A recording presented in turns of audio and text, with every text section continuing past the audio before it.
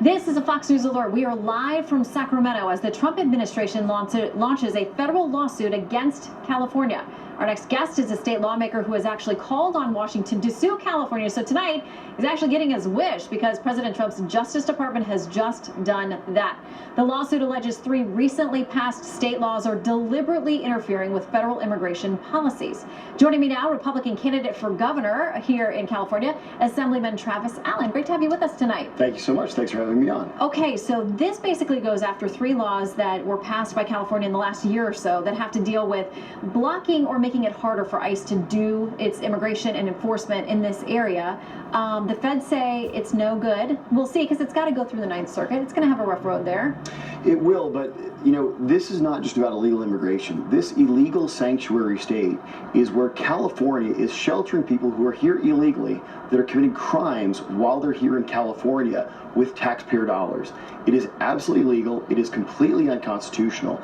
But it gets worse than that. Not only did the Democrats in California pass that law, just a few weeks ago, Javier Becerra, the criminal attorney general of California, was on record, and he said very directly, he said, if you are a California business owner and you try to comply with federal immigration law and actually help federal immigration officers who are doing their constitutional duty, he will prosecute you. And that's criminal obstruction of justice. Now, because he was not prosecuted by the Department of Justice, this has emboldened other Democrat politicians. As a matter of fact, Gavin Newsom, the lieutenant governor, has called on other Democrats in California to openly violate these laws.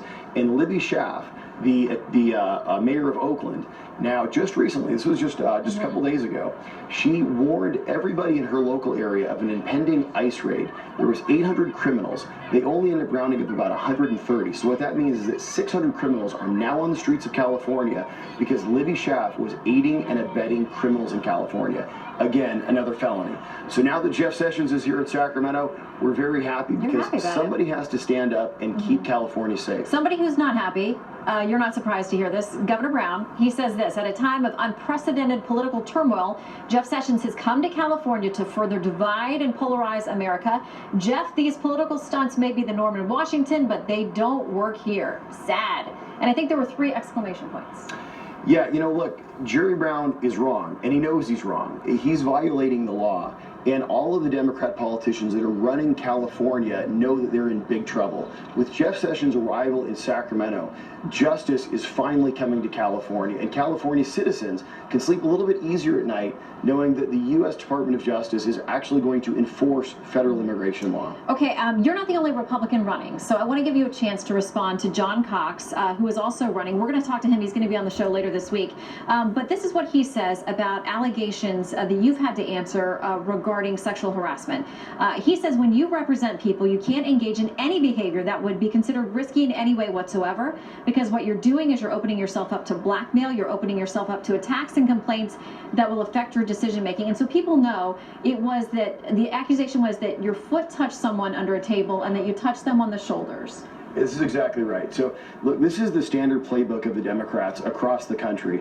Anytime they're threatened by a Republican who's actually going to take on and then take out a Democrat, they throw out something like this. Now, the best they could find was 6 years ago, there was an 8-minute human resources meeting that we had with absolutely no action. And what they had said is someone said that you shook their hand too long, squeezed their shoulder, and tapped their foot under a table.